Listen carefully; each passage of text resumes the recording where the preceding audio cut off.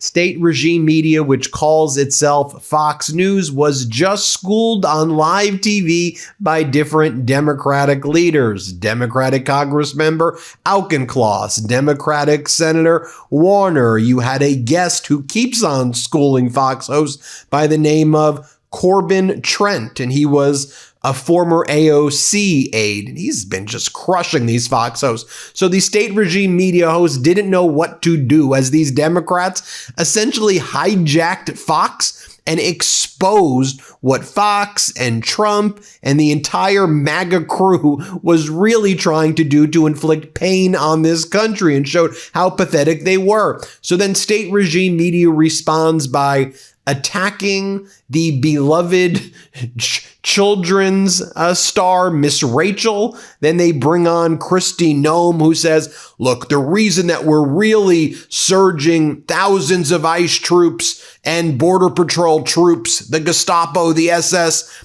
in Minneapolis, is because we're trying to stop sex trafficking. And that's what this is about. The Trump regime's effort to stop sex trafficking.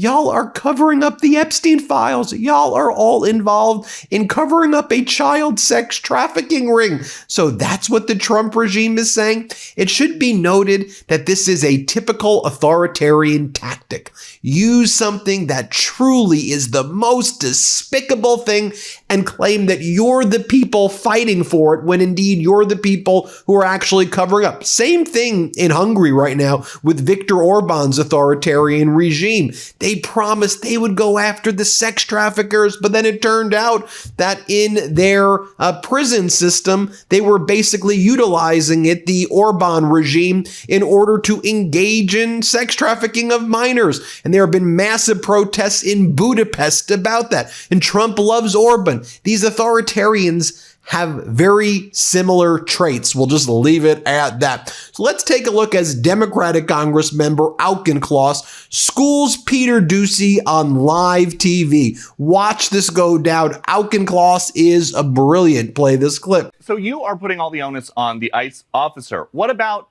on Renee Good? She's behind the wheel of a vehicle. I've been pulled over by a car. I assume that, by a cop rather. I assume that if I start to drive forward, I might, that's against the law, and they might take action to stop me. Is that completely off base? So, this is entirely the fault of the ICE officer.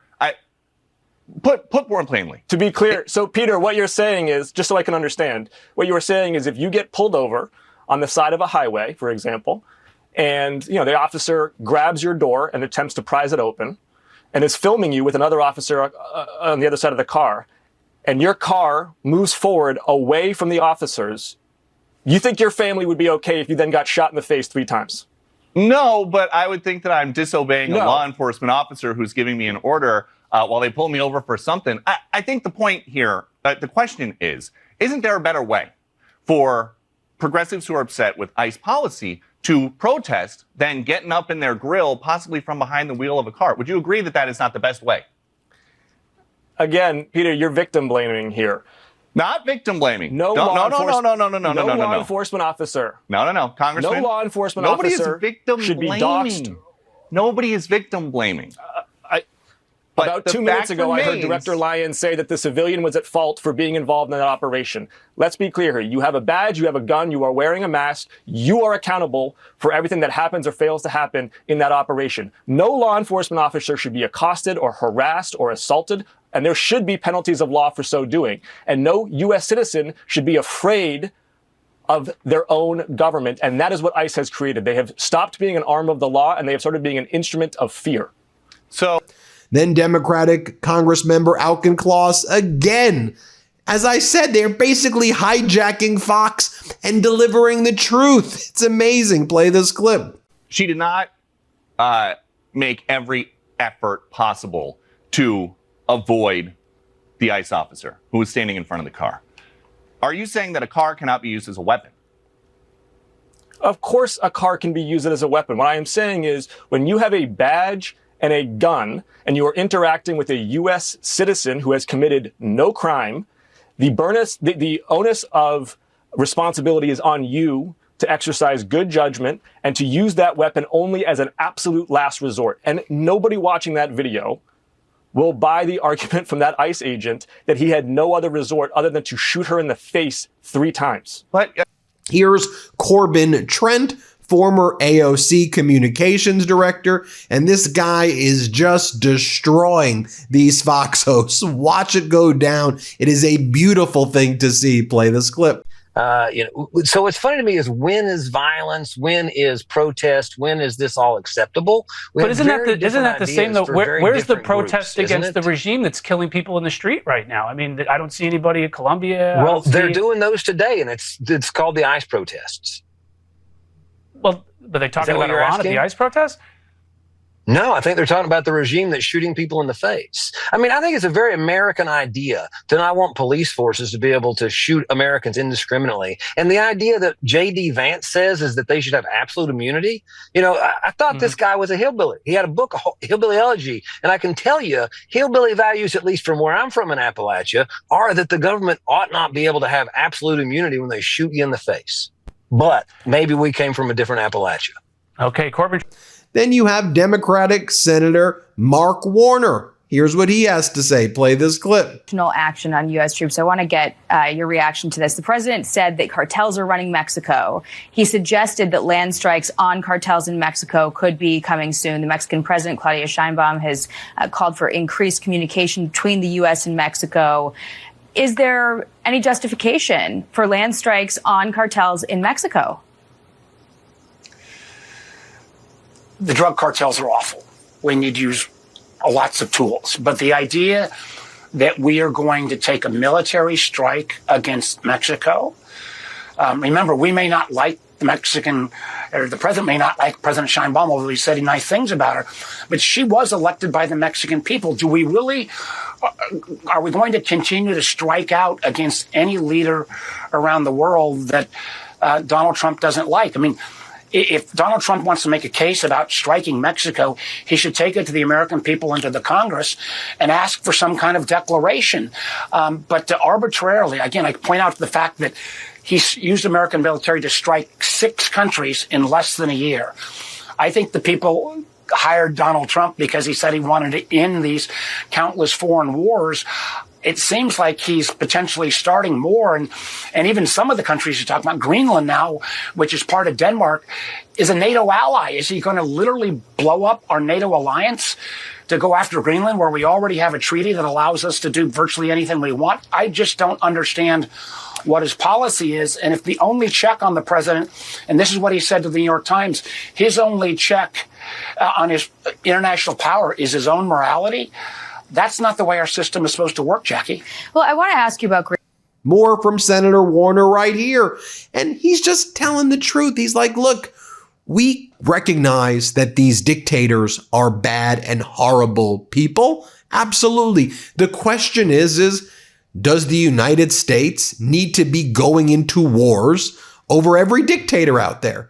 And if that's going to be the position of the United States, well, shouldn't you get congressional authorization? And shouldn't you speak to the American people about your wars that will result in American boots on the ground and Americans potentially dying and can be incredibly costly, as Americans can't afford basic things, as Americans can't afford groceries, as Americans can't afford healthcare, as Americans can't afford a home, as Americans are psychologically tortured living paycheck to paycheck if they're lucky enough to get a paycheck, while Donald Trump's out there saying $100 billion is going to go to the oil companies for Venezuela. $40 billion is going to go to Argentina. $1.5 trillion for the military budget. $300 billion goes to the ICE and the Border Patrol Gestapo. No, we don't want any of that. We want health care. We want affordable housing. We want education.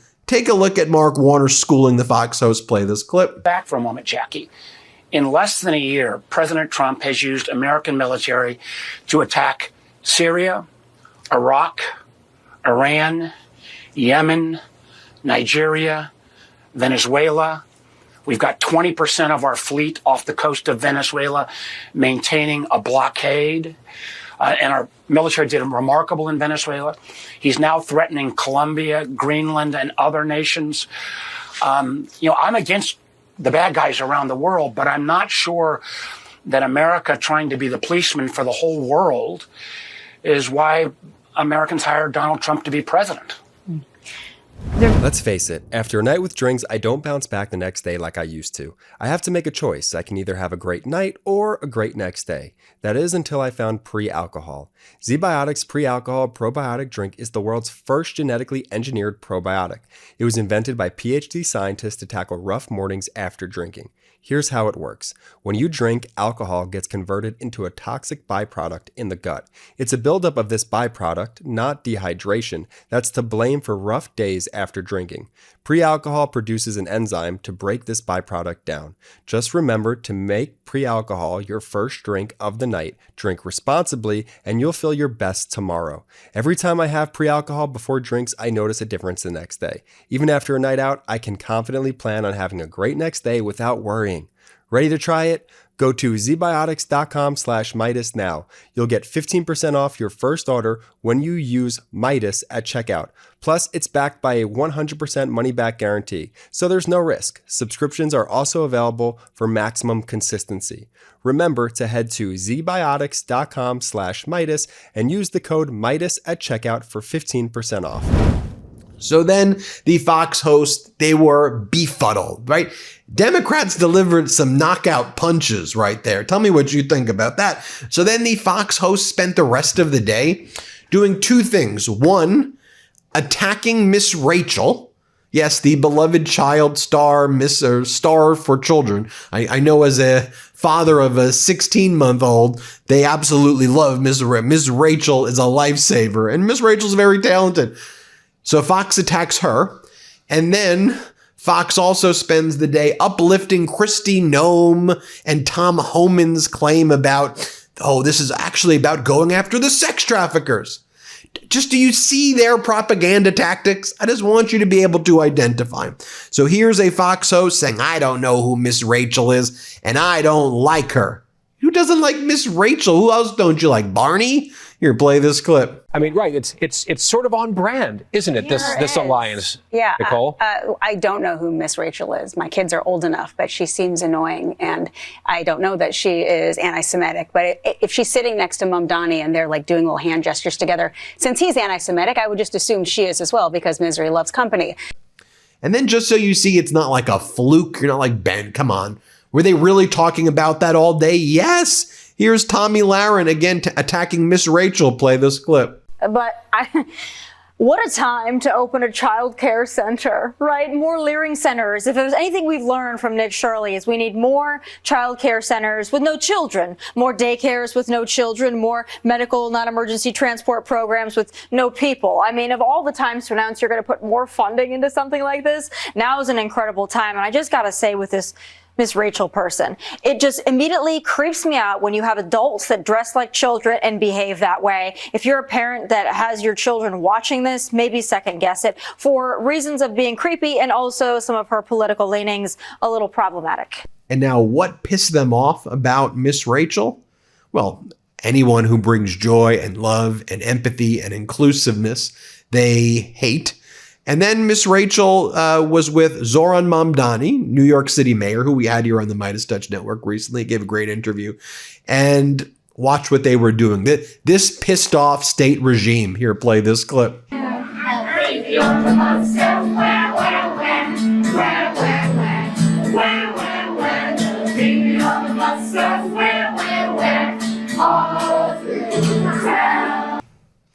All right, so then Fox also pivots. Bring in Lindsey Graham, and let's get Lindsey Graham, the ultimate Trump bootlicker, and also potentially, just leave it at that, bootlicker, I'll just say that. Here's Lindsey Graham saying, oh, Donald, you're like Ronald Reagan, Donald. You're like Ronald Reagan. Here, play this clip. I have faith in you, Mr. President. I have trust in you. You are the Ronald Reagan plus of our time. In this will. Stand with the people, Mr. President. Then you have Kristi Noem And here's what she has to say. Here, play this clip. I'll remind everyone, Maria, that every single thing that I've said has been factual about what's been going on in Minneapolis, what's been going on in Minnesota, and with the incident that we had where we had a tragic loss of life. These law enforcement officers are trained to be in situations that are dangerous, and they rely on that training each and every day to make the right decisions. And that's what I'm so grateful for, is that we have professionals that stepped up and took an oath to serve this country. The American people support them in that. It's really, really horrific that we have elected officials that are using this as an opportunity to divide, using this to promote an agenda that fundamentally would take away our freedoms and our liberties in this country. And here's where Kristi Noem talks about, oh, what we're really doing here is going after the sex traffickers in Minneapolis. So why would you want to stop us when we're going after the sex traffickers?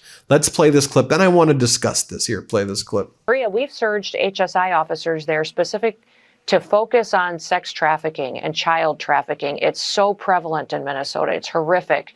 And we brought dozens and dozens of those individuals to justice already. We're going to keep hundreds of HSI officers there to continue to protect those children. Every day we get another individual that was sexual assault against a child, sodomy against a child. I can't believe that the mayor and the governor can defend allowing those people to go out there and victimize more of our children and grandchildren. Now, this is a tactic of sociopaths, and this is a tactic of malignant narcissists and just truly evil people, right? We know the Trump regime is involved in a cover-up of a massive sex trafficking ring. Like, we know they're covering up the Epstein files, okay?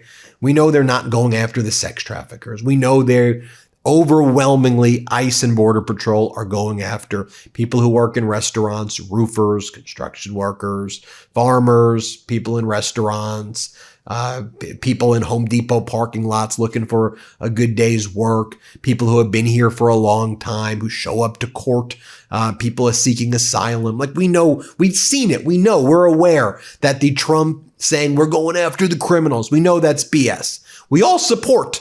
If you want to arrest or ensure that criminals are deported or brought to justice, we all agree with that. That's not what this Trump regime is doing.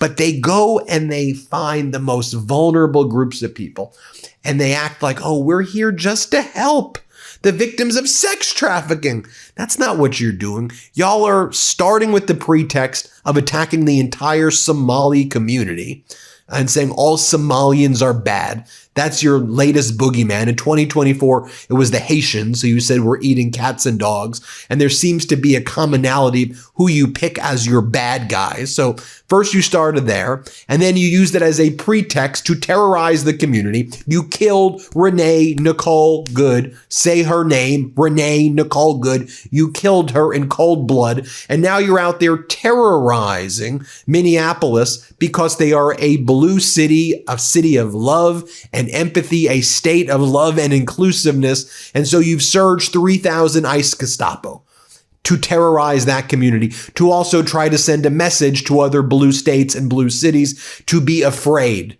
to live in terror of a terroristic regime. We know that's what this is all about. So then Tom Homan goes out and just says it. Tom Homan goes, there will be more bloodshed unless you stop your hateful rhetoric. Hateful rhetoric?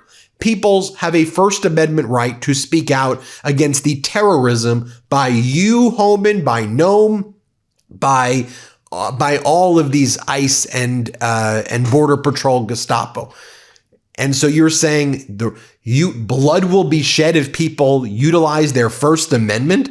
I don't care what political party you're from. You should be against this. This is the most anti-American stuff I've ever heard. Here, play this clip right here. Fox is told that about 1,000 more Border Patrol agents are going to be heading there to assist, basically free up HSI officers.